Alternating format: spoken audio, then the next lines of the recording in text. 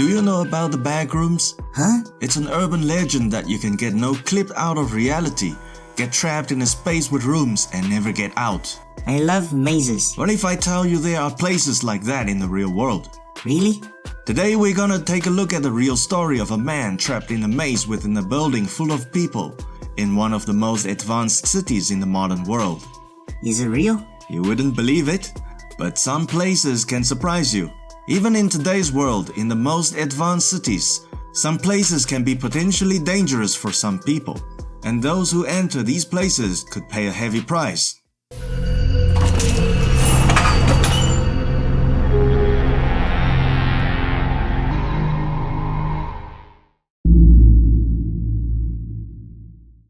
A maintenance worker at Westfield was walking alone in a maintenance passage looping just outside of the mall.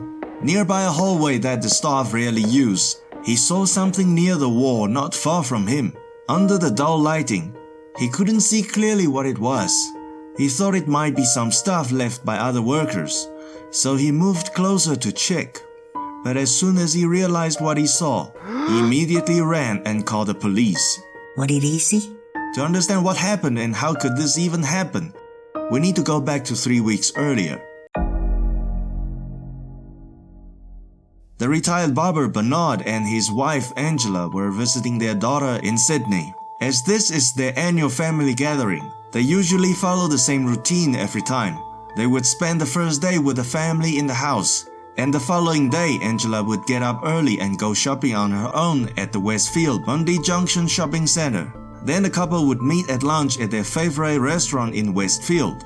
On the 5th of January, like usual, they arrived in Sydney and stayed with the family in the house. The next day, after arranging with Bernard to meet at lunchtime, Angela headed to Westfield.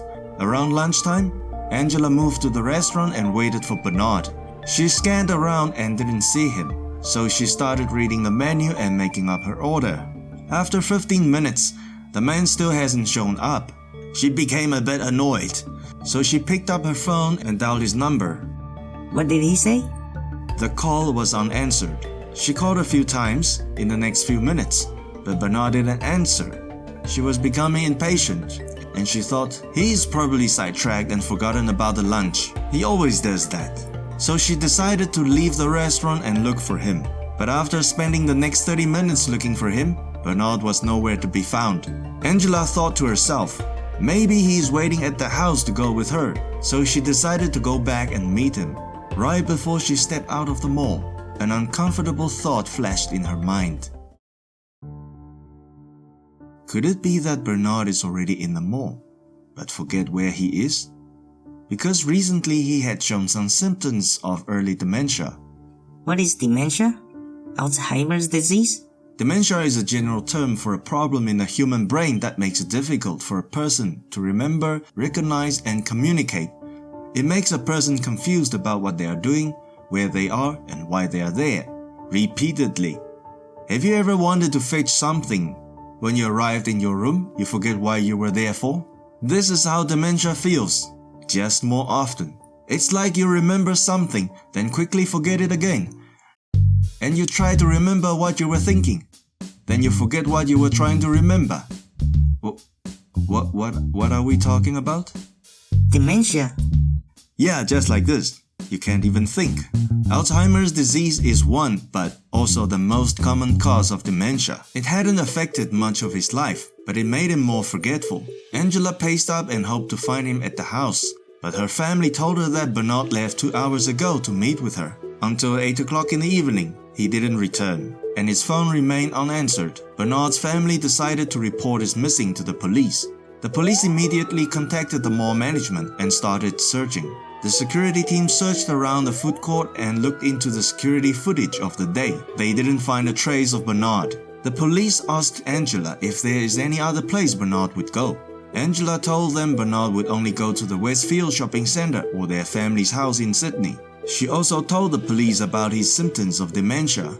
When the symptoms starts to affect him, he would sit down or ask people around to help him. The police continued their search, but with no success. No one knew where he was until 3 weeks later, when it's too late.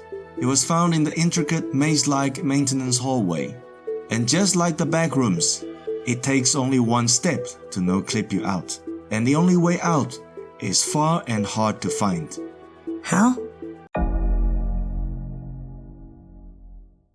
Bernard was found in one of the surveillance footage on the 6th of January. The security officer claimed Bernard was not found, didn't check all footage. Bernard arrived at a food court long before Angela did, but he didn't sit down. Instead, he seemed to be confused and turned to the emergency door nearby. Then the door closed and self-locked after he had entered.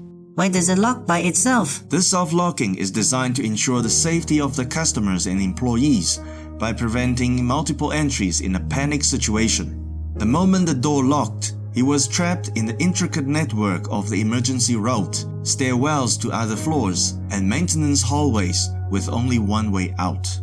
The mall is massive. It has 6 floors with over 300 tenants.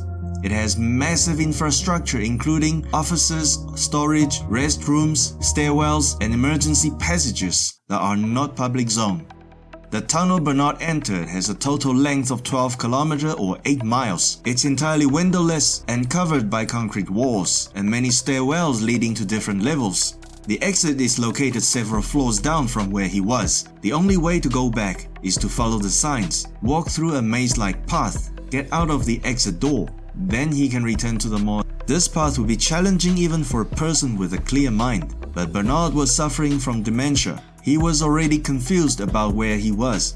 So he didn't follow the signs. He missed the stairwells leading to the exit, which was also his only way out, and headed straight to a staff-only zone.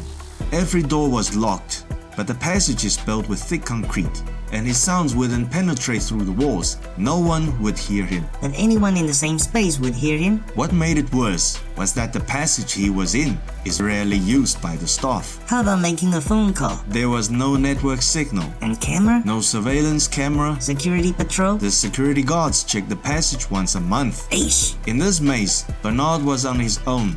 He kept looking for an exit for hours and days until he found a chair next to a wall. Just like he would normally do, he sat down and waited for help. Unfortunately, no one passed by until his body was found by the maintenance worker. After this incident, the mall made drastic changes to the facility and the method of tracking people to prevent anything like this from happening again. Why is being lost so scary for the Earthlings?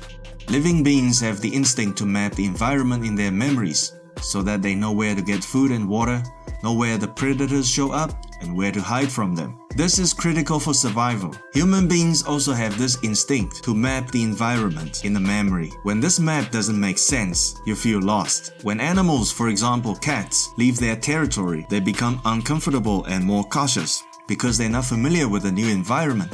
They don't have a map and they don't know what to expect. A highly intelligent human being, Michael Bond, describes it as follows. Lost is a cognitive state. Your internal map has become detached from the external world, and nothing in your spatial memory matches what you see, but at its core, it's an emotional state. People lose their ability to reason when they are lost because they are stricken with the fear of not being able to get out. When they freak out, the brain becomes unable to solve problems or figure out what to do next. This is very useful to us because when we invade Earth, we just need to